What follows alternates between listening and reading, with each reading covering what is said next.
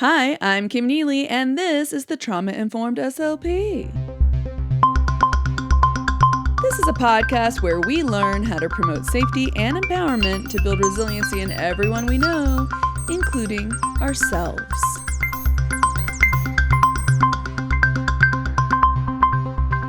Okay, so hey, I'm doing a slightly more informal video here. It's geared really more toward actual speech language pathologists, this one, but I wanted to get a little better at doing like more casual videos that just deal with some topics that I see come up like on the SLP subreddit and other social media things. So just kind of like my thoughts on certain issues. I don't have thoughts on all issues in our field. So, because, I have my own little hyper-focus lane. So most of this will be stuff about that. It might be interesting to parents of neurodivergence or adult neurodivergence themselves. It might be something of interest and something to for me to get your input. It would be great. So on the SLP subreddit last night, I noticed this comment or this thread. Is that what they're called? Anyway, this post, I guess it's called a post. I think so. By Rainy Day Lover Bee on buzzwords in our field.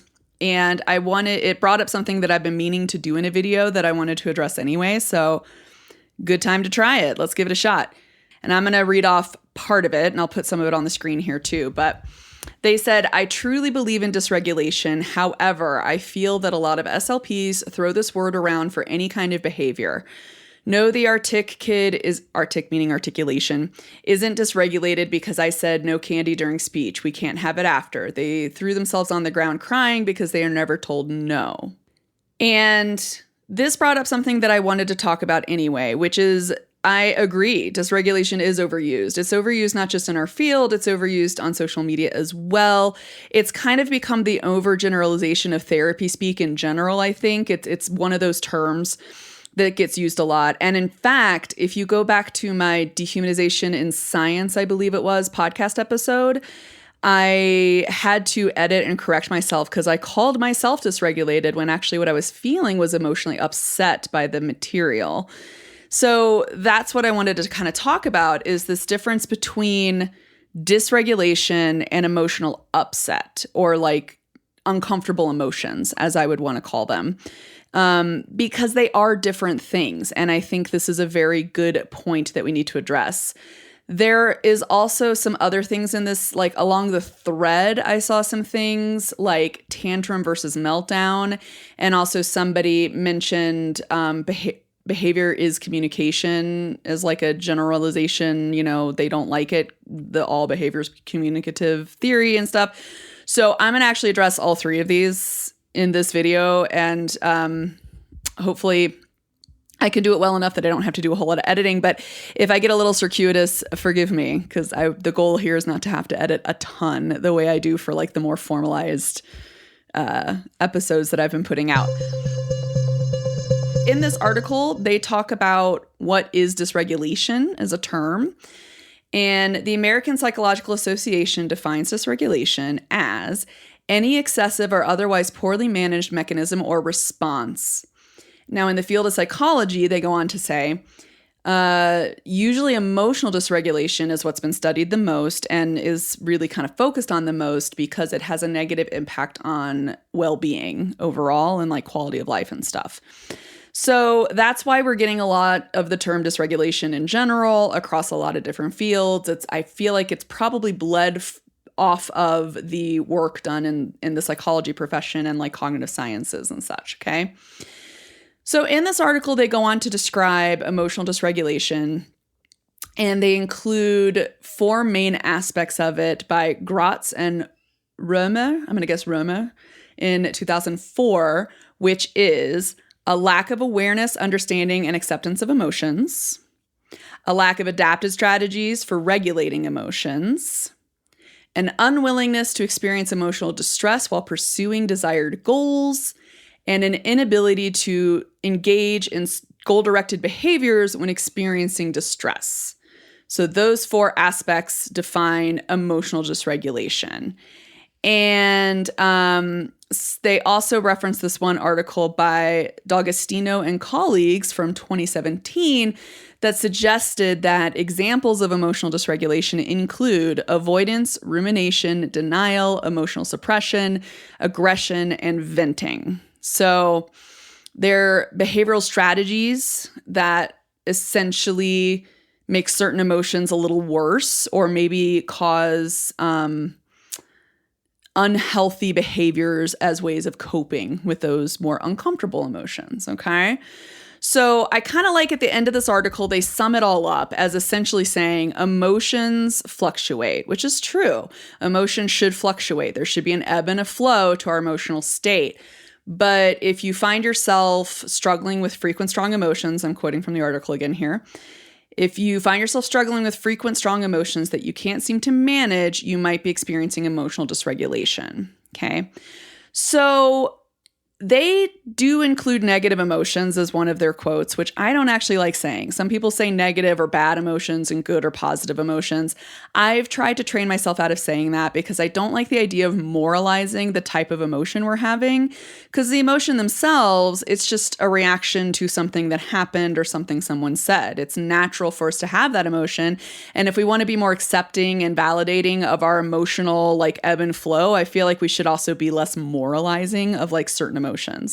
But I do call some emotions uncomfortable and or challenging. So what I mean by that is if you look at the emotion wheel, emotions that are just either uncomfortable in your body to feel or just challenging to cope with. So these are the ones we would consider like the negative emotions. And they're not really negative. They're just tough, you know? The things like when you feel angry or sad or afraid of something or confused or frustrated or just disgusted about something, like these type of emotions, they just make you feel ugh, right? They're like bleh, yuck feeling type of emotions. So they're just tough to go through, you know? They're still important. They're important to be able to acknowledge. It's important to be able to process them. And that's the issue where we get to dysregulation, because a lot of us are not given the tools or the strategies to actually recognize, to have that awareness of the emotion we're feeling, and then to actually have like the tools, the strategies, the skill set necessary to process through that emotion and actually use it for really the purpose that, at least in a healthy, balanced mental health state, you could use that emotion as more of like a, what happened that made me so angry, right? And I like how I believe it's Destiny Ann, and I think she's on TikTok, but she's also on Instagram, and I follow her there, where she did this great video. I think now it's at least 3 years old. It's probably older. My brain thinks 3 years, which means it might be like 10 years old by now for all as I know, because that's how my sense of time passing works. But she did that great video on like your anger is trying to tell you something, like a boundary has been crossed or somebody stepped over the line, and like the job is to like process that anger and try to use it to inform you about what happened, right? But not to like vilify that anger, right? So I don't like the moralization of emotions as good or bad, because if we start saying they're bad or they're negative, then I feel like that naturally leads to a tendency to want to avoid them. Like if you feel these bad emotions, it makes you a bad person. And that's not really the case at all. The truth is, if you feel challenging emotions, you're having challenging emotions and you're human, and that's okay. This gets at that idea of emotional validation versus validating behaviors, right? So like a lot of people don't like that idea of like all emotions are valid, and people are like, that's not really true. And it's like, I think what people are really getting at when they talk about that is that the emotions are valid. Yes, you can have whatever emotion you need to have. What is not valid is using your emotion as an excuse to mistreat somebody else or harm someone else or even harm yourself, right? The idea is essentially you can have an emotion. That's fine. Feel what you feel. But then you need to have awareness and the ability to process through that emotion so that then you don't just reactively behave off of that emotion. It gets at that, like, it can be an explanation, but it's not an excuse for mistreatment of others or causing harm to others, or ideally also not yourself either. Like, it would be great to have more healthy ways of processing this stuff, right? Now, I think dysregulation comes about a lot. Obviously, trauma, there have been researchers that have said essentially just like nervous system autonomic dysregulation is a really key symptom of PTSD, actually formally diagnosed PTSD. What I mean by that is essentially in the trauma literature, dysregulation tends to be your survival modes are getting activated a lot faster and a lot more intense and kind of hangs on a lot longer than they necessarily should. It usually leads to a decrease in awareness of what's going on, at least for your higher cortical thinking conscious area of your brain. It doesn't really exactly know why you're being thrown into such a survival mode, such like a major upheaval with the adrenaline and all of that stuff pumping through you know? So that's from the trauma literature, is that the idea is the emotional memory, the subconscious emotional memory is getting triggered because of a past threat. It is now being triggered in the presence of anything that's even slightly reminding that emotional circuitry, that memory of that threat. And so it's kind of interpreting, it's like overgeneralizing, overinterpreting everything as a threat, essentially, even if it's just a little bit related, right? This gets at the idea of like classic example being veterans who've been in a war zone being triggered by 4th of July fireworks because they sound like gunshots and or bombs going off, right? And so their conscious brain knows they're not in a war zone anymore, and this is a holiday where there's a lot of fireworks, and that's just a natural thing that happens, and it's normal, and you're safe. But their system, their nervous system, and their amygdala area of their brain and their sympathetic fight, flight, or freeze response in their body is very highly activated because that emotional memory is saying, this is potentially dangerous. These sounds sound like a threat, right? So that's the idea behind dysregulation when it comes to trauma literature. I think you can have emotional dysregulation as well if you're doing a lot of avoidance behaviors. I don't know which one is chicken or egg here, because I do think, at least in certain, or I guess in mainstream, American culture in the United States, a lot of people are taught to avoid or suppress these emotions, you know? A lot of people are taught like it's not good to feel that anger or that fear or whatever, right? We're taught to like either push through it or like ignore it, right? And not really given time or space to process those emotions. And so I think that's where we get into that issue. So let's apply this, now that we've sort of described this, let me apply this a little bit to the situation that this SLP was talking about, which was the case of a kid in therapy who was having an issue with being told, no, they can't have candy. In this thread on Reddit, what they were talking about is this kid who essentially threw what people would call a tantrum, like kicking and screaming and crying on the floor because they got told they can't have candy in their speech session. And basically the kid was told they have to wait for it. They can have the candy after, they just can't have it right now. And the kid like threw a huge fit about that. Okay. And people were saying, oh, this kid is just dysregulated. We got to calm them down, blah, blah, blah, blah, blah. So that got into this discussion of a tantrum versus a meltdown, which is a really important thing to talk about when it comes to emotional comfort, like whether it's like an emotional upset or if we're talking about dysregulation, because meltdowns are definitely from a dysregulation, like a complete loss of control, a loss of awareness of what's going on. Like I have meltdowns and anxiety attacks. So I definitely know what it's like to have those things, and it really is a true disconnect going on there. Now, the thing about the debate of whether it's a tantrum versus a meltdown is actually not interesting to me. I'm going to be honest. It's not the question we should be asking. I think it leads to a lot of debates and discussion about something that is not that important, to be honest, because in my clinical experience, if you handle a tantrum the way you handle a meltdown, you end up with the same result. The only difference I've noticed is the only true tantrums I've really seen where kids just really like they're actually in control, but they're like really trying to get their way from me. They're trying to manipulate and control the situation. First off, that's actually pretty rare. Even with like preschoolers, it's pretty rare for that to really happen where a kid's really like crying and whining and then like looking in and checking with you. Like they're able to like turn it off in an instant, right? That's pretty rare. But in the time, I have seen it, even though it's rare, I've definitely seen it. And when I saw it, I handled that kid the same way, where I had my little like energy level meter / emotional scale for them to point how they're feeling in their body. And then to gain some awareness of, you look very upset. Does your body feel this way? Let me know. And if it does, here are your choices, right? Like if you're feeling this upset or maxed out, let's help you calm down first, right? Because the idea is they're having this big fit because you said no, right? Like in my case, the kid was having a fit because he was told to clean up because the whole class was transitioning to another activity. They had been playing, having a lot of like free play time in the classroom with toys and such. And this kid didn't want to clean. And so he threw a giant fit. And I had already planned on handling it because I knew this kid. I did the intake evaluation for this kid. And so I knew he was going to have a pretty big issue with being told no and with being forced on a schedule, like at school.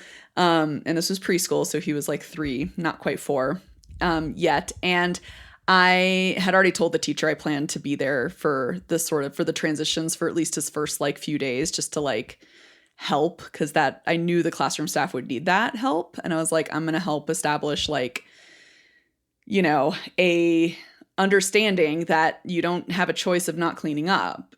I mean, if you choose to not clean up, it means you don't get to participate in another, right? There's still a consequence. There's a natural consequence to that, right? If he didn't clean up, then he couldn't do the next fun thing they were about to do. He wasn't invited to that, you got to do the cleanup to do that. If you don't want to do the cleanup, then we can give you more work to do, basically. It's like you give them like a choice of 2 things, and one of those things is not the thing they want, kind of a technique there. And so, but this kid was just having a fit. And so I handled it in the same way that I would a meltdown, in the sense of like, I want to help you calm down so that we can talk about it, like give you the language around like, I can tell you don't want to clean up, but this is the reason why we need to clean up. Everybody else needs to clean up as well. We're all here to share. We're all here to, we have to do this as a group now. It's not about a single person and what they want. We're here as a group. We're here to learn as a group. Blah, blah, blah, blah, blah. Take them through this whole like kind of lesson on why there's this schedule and why it's important to share and why it's important to clean up the toys. Because if you leave them on the floor, maybe someone will trip and hurt themselves, or you might trip and hurt yourself, or, there's always like reasons for it, right? So it's not just about being neat and tidy in a classroom. It's about like, I don't want someone, someone might step on it and break the toy. Someone might step on it and trip and fall and hurt themselves, right? Like there's reasons we need to do this. So I took him through all of that. It did take this kid a long time to actually engage with me like this. But once he started to figure out that like, requesting or asking to not do the thing would lead to just a brief explanation of why he needs to in order to do this next thing, it kind of helped him navigate what the expectations were. And eventually the tantrums got less and less and less, because the first really big tantrum that lasted a long time, I just didn't budge. I just sat there and I let him cry. I let him do his whole thing. And then I was like, when you're ready to come and point to how you're feeling, we can go through some ways to help you calm down. And then I'll talk you through what we can do, what I can do to support you with helping you clean up, basically. Like, what kind of help do you want from me? Like, I'm not going to do it for you, but I can be here to help you, That was kind of the tact I took on that. Now, I think that is, it took a long time. And if I had not had skills to regulate myself, it would have been pretty hard. It would have been pretty dysregulating for me. And especially, that's why I wanted to be there for that kid, because like school staff in classrooms, they often do not have that kind of time. And I was like, I'm just going to do this and count it as IEP minutes, like just some additional minutes that I banked with this kid, because they're going to need it for the transitions.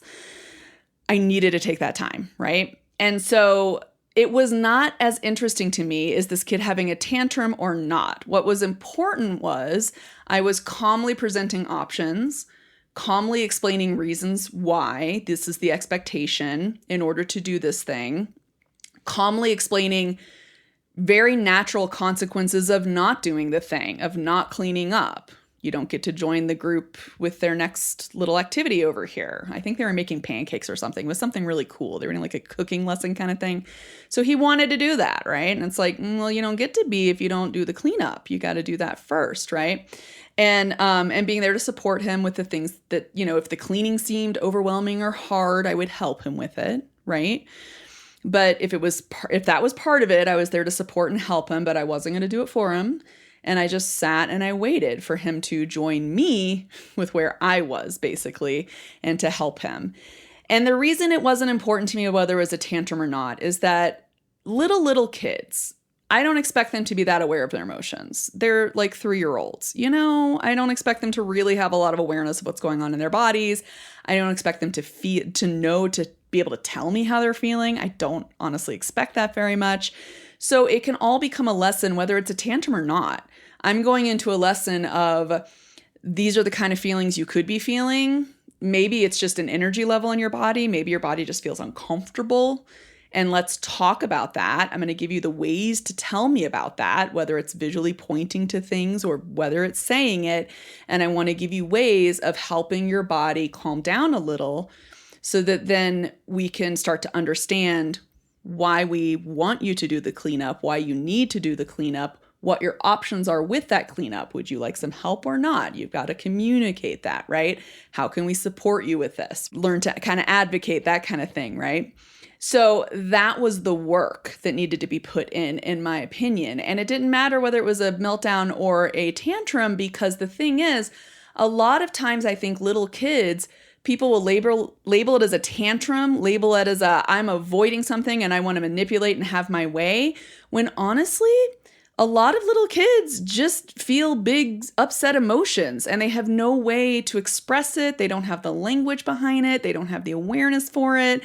And so it just becomes this like power struggle between the adult and the kid, when honestly it can get diffused really fast if the kid, or a little bit faster anyway, maybe not very fast, but a little faster, and a little more productive like resolution can include the adult using it as a teaching moment to model, to demonstrate how to calm yourself down, to demonstrate that, yes, I can feel that way too. When I feel that way, my stomach feels like this, my chest feels like this, I might get a headache, whatever. Are you feeling that way in your body? Does your body feel uncomfortable? You want to point to where it's feeling uncomfortable, that kind of a thing. You can do stuff like that to help give them the language around it and increase their awareness around it, right? And that way, when they're having those big emotions, instead of like having just the emotion overtake them and overwhelm them, which is technically some level of emotional dysregulation, even if it's age appropriate in the child, it might be appropriate for a preschooler to have an overwhelm from an upsetting emotion, right? And it's not really a tantrum in the sense of they're manipulating sometimes. I think genuinely they're just little kids having big emotions in their tiny little bodies and they just don't know what to do about it or how to handle it. And it's not part of our cultural norms, especially not in this society, to demonstrate how to handle that. The more appropriate and or healthy approach to that is not usually addressed, right? I wasn't taught it. Most people weren't taught it, I think, in the United States. It's just not a common thing to be taught. And so I think the more we can shift to that, though, the better, So regardless of whether it's just an emotional upset, an uncomfortable emotion, or dysregulation, whether it's a meltdown or a tantrum, I think these are the things that kids could be taught. We could be taking that tact of, let me teach you to recognize what you're feeling in your body, how we can address it, what your options might be, and then also take time to explain why you might be feeling that way, and also why we have certain expectations, right?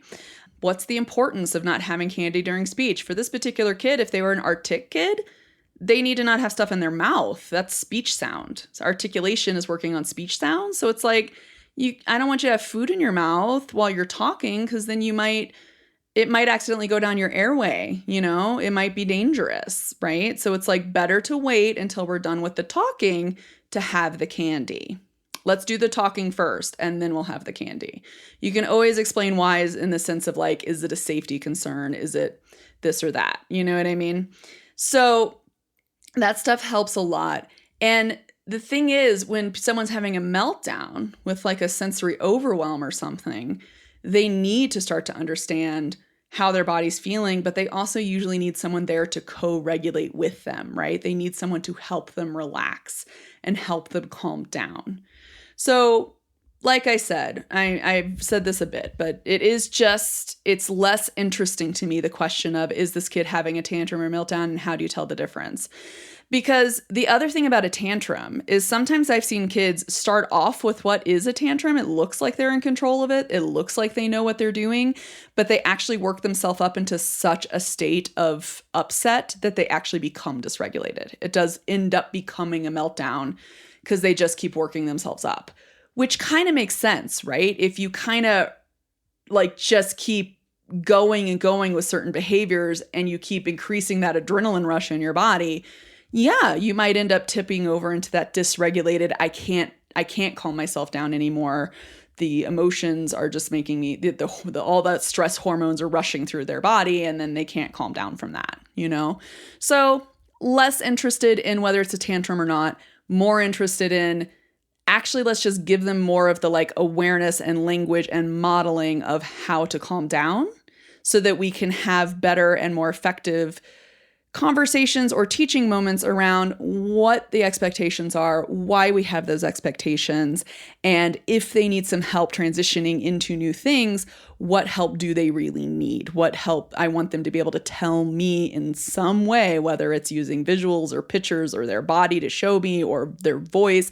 I don't care. As long as they show me somehow what they might need for me to help them, because that's what I want. I want to help them understand it, right? And as a communication person, I want them to be able to advocate for their needs as much as possible. So this also gets at that whole discussion of communication or behavior being communicative. That whole thing of like, dysregulation is so grating. This is what this person said. I believe it was Fearless Cucumber 404. Which I kind of love. I don't know if Reddit assigned that or not, but that's kind of a fun name. They said on the same thread, the word dysregulation is as grating to me as behavior is communication. No, not all behavior is communication. Sometimes kids are just jerks and behave that way. 100%. Sometimes people in general are jerks and kids are people. So it makes sense. Yeah. Sometimes kids are jerks. They behave in jerk-like ways. Truth. And I can understand why it's so grating, because it's a term that's become less specific as it gets more overgeneralized for people using it as dysregulation versus upsetting emotions, you know? Dysregulation being they've lost control of those emotions. Those emotions are now in control of everything. And the emotion, I call it, it's sort of like when I ever have a meltdown or something, it's like my emotional system has hijacked my body, okay? Like I'm not in control anymore. It's coming from some other part that's not my conscious brain, essentially. And it's not listening to this. I can't make it stop on just using thought alone. I can't do it. I've lost that control. And like I said, like with little kids, like toddlers, preschoolers, I don't expect them to have that much control, you know? Their control's only going to be so much. They're probably going to need a lot of help and adults around to help them model and understand how to calm down just in general. Because like, you know, it's going to be a continuous process as they grow and learn, because their little tiny brain can only do so much at one time, you know? They're little kiddos. You got to give them a little bit of a break. And if they're acting like a jerk, it does suck. And you do need to learn that there are natural consequences for acting like a jerk. It's not great. It's not a healthy way of doing it. And it's not an excuse just because you're upset. You don't get to like hit somebody or throw blocks or like do any of that stuff just because you're upset. That's not a valid reason to do that. Okay. Only valid reason probably to hit somebody is if you're actually defending yourself due to an attack, which means it's a valid survival response, perhaps. But other than that, there's really not a valid excuse. The emotion can be valid. The upset is valid, not how you're expressing it, right? It's not okay to do that, which means relational repair. It means apologizing and growing and learning, hopefully, from that. But that's something we all struggle with. Let's face the facts. So we're not all going to be perfect about that. That's just kind of how that goes. Now, but getting at this behaviorist communication thing, I understand. I used to love this phrase. I still kind of do, at least in the way I interpret the phrase. But I do understand why it's such an issue. In my understanding, a lot of times this behavioral communication, at least in our field, came about because so many people look at non-speakers, for example, or kids with more significant complex medical needs, and they presume this kid isn't there. They're not thinking, or their behavior truly doesn't mean anything. And so they get neglected a lot, and people ignore their signs of protest or their signs they're requesting for something essential, right? And so it makes sense to say something like that to try to like break people out of that pattern of thought. But I also know this phrase has also now been used for, there is a certain profession out there where people will use this phrase as a way to say that everything's under their scope. Because if their scope is behavior, then everything's under that scope. And that's not really true either. And it's very unethical in my opinion, because they start to dance into things that they truly don't have training on. And that's unethical. So I can understand why this phrase really stinks. What I would want to say, so this is my proposal. How about instead of all behavior is communication, let's use the phrase all behavior is informative or can be informative for the people present. Let's go with that. How about all behavior is informative? And what I mean by that is if a child or even an adult who's having a meltdown, if they appear dysregulated or they appear that they're starting to become very, very upset and overwhelmed by that upset, whatever that upset is, they might not be intentionally trying to communicate a very clear message at that moment in time, but due to the way that that upset looks in their body and due to the behaviors that come out of whether they're trying to avoid it or trying to discharge it by being aggressive or by running, whatever it may be, that type of behavior can inform, especially the adults present, it can inform you about something. It's an unintentional communication, if you will. There might not be intention behind it, but it doesn't mean you can't get information from it. And my issue that I have is that so many people look at children, especially having meltdowns or even having tantrums, and they interpret the behavior one way and one way only, and they just get stuck in that interpretation and they have such a hard time budging from it. Meaning, same thing with my whole tantrum versus meltdown discussion. When people have labeled a child's behavior as manipulative or avoidant,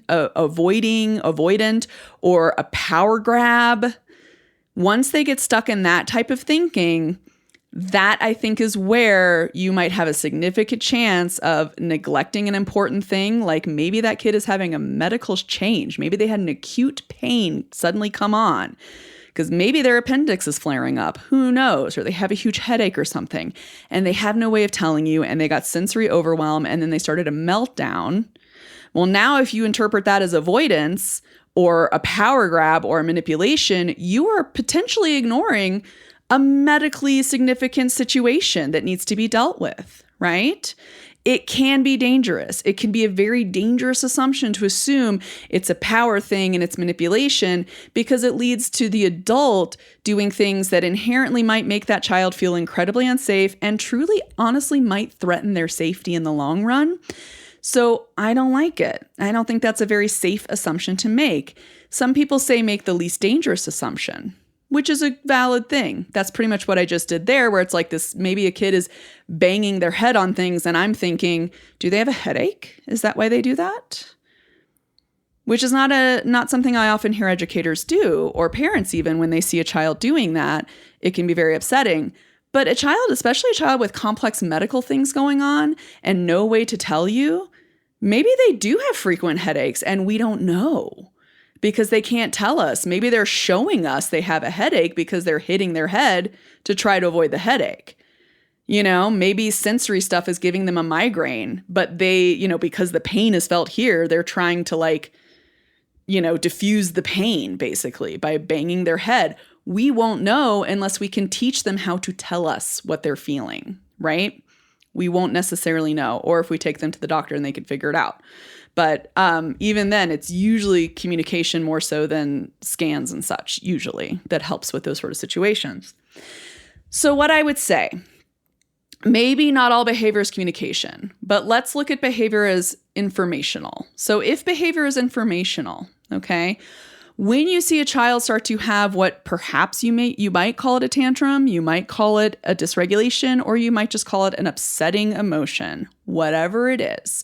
They're getting upset, something is happening, something has changed in that child. My suggestion is think of at least 3 possible reasons for this change.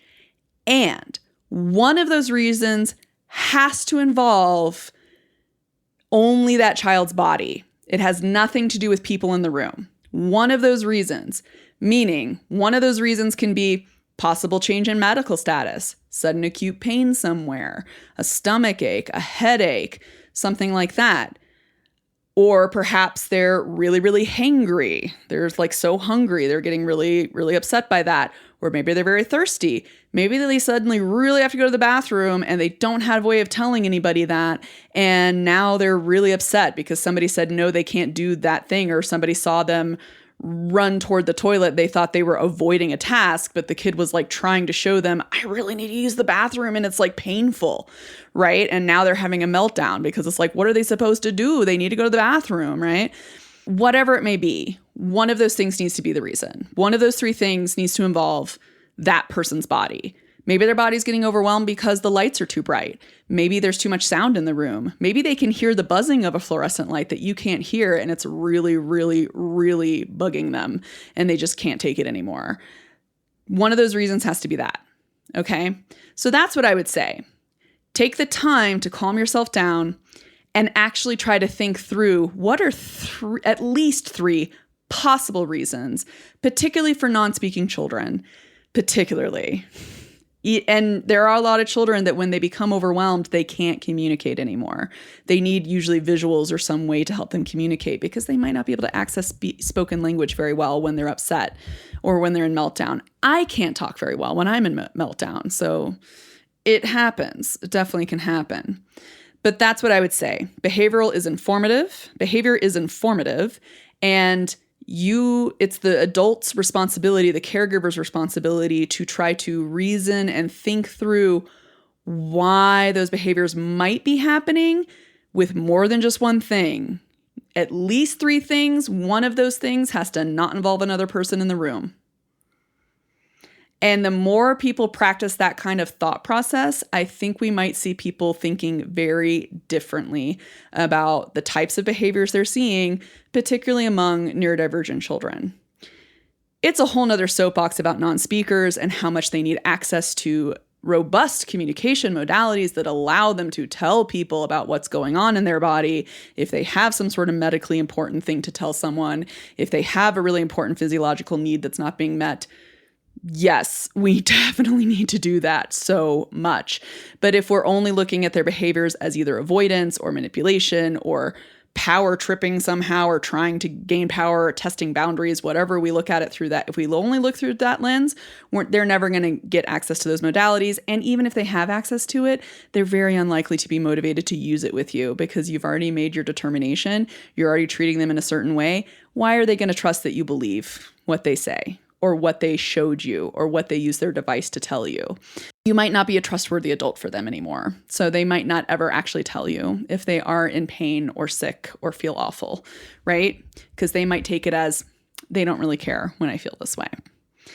And I hate to say that, but it's true. It's heartbreaking, but true. That is how that goes. This is a long response to this, but this one little thread brought up so many different things that I wanted to talk about, and I can address all of these things in separate videos if you would like, or separate podcast episodes if you're listening to this on the podcast, because I probably will post it there as well. But yes, dysregulation is overused. It is become, the meaning has become diffused a lot because it's entered the public like colloquial speech, and it's kind of become part of that therapy talk that a lot of people know. And so, yes, people are overusing and overgeneralizing the word dysregulation. And even myself, I can sometimes do it, especially being someone who went through her own trauma therapy. You go from being dysregulated to just being more like emotionally upset about things sometimes. You know, as you heal your dysregulation, it's really all too easy to use the word dysregulation because that's what you've always used to describe your upset, when actually what you're feeling is upset. And I'm currently trying to sort of train myself out of that. And you can hear an example of it when I believe on my dehumanization in science episode, I had an example of overusing that word and ended up having to edit and correct myself. But dysregulation, appropriately, emotional dysregulation means the emotion has overtaken someone's body. They are out of control of their body. They might be consciously aware of what's going on, but they cannot really tell you things. The conscious brain isn't really very well connected to the emotional center, and they have all the stress hormones, the adrenaline, all that stuff starts to rush through their body, and that starts to take over, essentially. That's dysregulation. People can also have emotional upset, which it means you're having what I would call an uncomfortable emotion. If we want to take apart the moralization of emotion, whether it's good or bad, not as interesting as, to me, we do have emotions that are uncomfortable to feel. Disgust, anger, sadness, that kind of stuff, right? And those uncomfortable emotions, it's valid to have those emotions, but a lot of us aren't given the tools to process them and to really work through those emotions and start to understand why we're having those emotions. Most of us are taught, at least in the United States, and I'm pretty sure in other countries, a lot of us are taught from a young age just not to feel those emotions, to either avoid them or discharge them by usually taking it out on other people or doing something that's harmful to ourselves. And that is the issue there. That is where we have to learn to start to honor and respect these emotions, because emotions are valid, but the behaviors you do based off of the emotions are not always valid or healthy, right? So you can have an upsetting emotion, but then using that emotion as a way to justify to yourself harming someone else is not valid, okay? The emotions are a reason, but they are not an excuse for mistreatment of others, and also really not for yourself either, although it is sometimes very difficult to take care of yourself in that sense. So there is that issue there. That said, whether or not neurodivergence, particularly non-speaking, especially little kids or medically complex kids in general, are having a tantrum versus a meltdown, I think that's not that important of a question. What's far more important is to recognize and realize that regardless of what's going on, the child is upset. And while not all behavior is communication in a certain sense, behavior is informative, can be informative. And what is more important for adults in the room, for caregivers in the room to do, is to think through possible reasons that this emotional upset is occurring and then addressing it appropriately.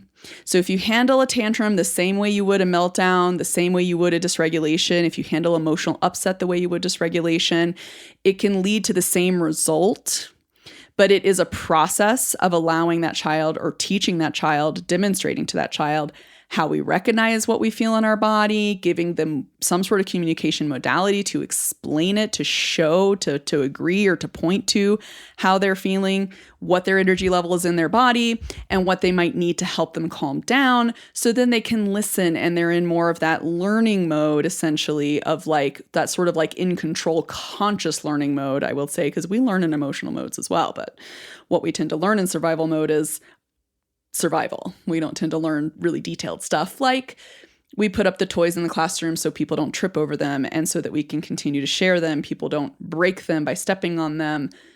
We don't eat our candy during our articulation speech session because I don't want you to breathe that I don't want that candy to go down your airway. That can be very dangerous. And we're doing a lot of talking right now. So let's get the talking part over with and then you can have your candy at the end, right? That is the idea there. So good to calm someone down so they can start to take in that information and understand what's going on. And then we do that through modeling, through co-regulation, through providing those sort of communication modalities, and hopefully, ideally, yes, robust communication modalities that allow them to really explain things. And when you see this type of behavior, the real dangerous assumption to make is that, what I want to say is, the reason I don't like the question of is it a tantrum or a meltdown is because what happens in those situations is when people determine tantrum, what they only interpret tantrum to mean is manipulation, a power grab, boundary pushing, which, yes, are things kids do. But some kids can be in a tantrum and then work themselves up into an actual dysregulated state or a true emotional upset. And a lot of little kids, being tiny and impulsive and not having fully developed prefrontal cortices, will just have big emotions and have big behaviors from those big emotions. It doesn't mean they're dysregulated necessarily, but it also doesn't mean they have the language to tell you what's going on or to try to figure out how their body is feeling and what to do about it, that they're uncomfortable now, right?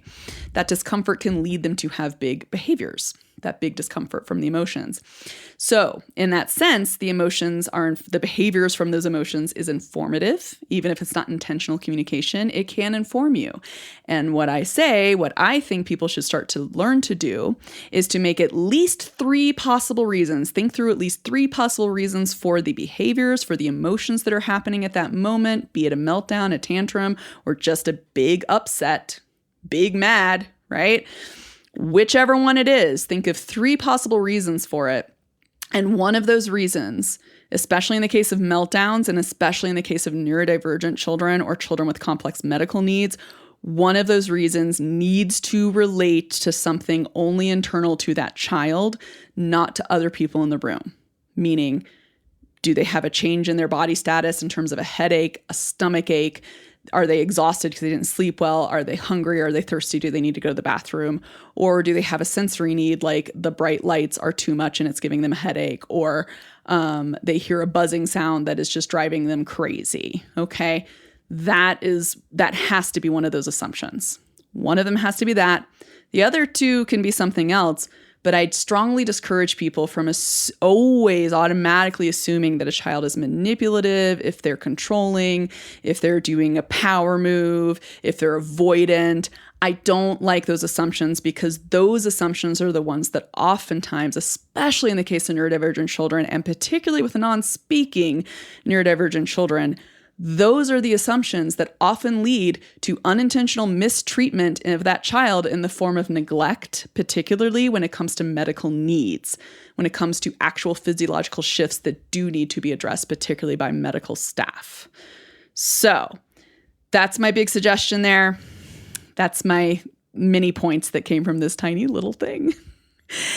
I hope this was helpful, and if it was informative, leave me a comment on any of my social medias, send me an email, which is on my website. If you're listening to the podcast, it's usually in the show notes, or if you're watching this on YouTube, or if you're watching this on any of my other social medias, drop a comment. Let me know if this was useful, if this was insightful, if you still have questions about it, if you're not sure.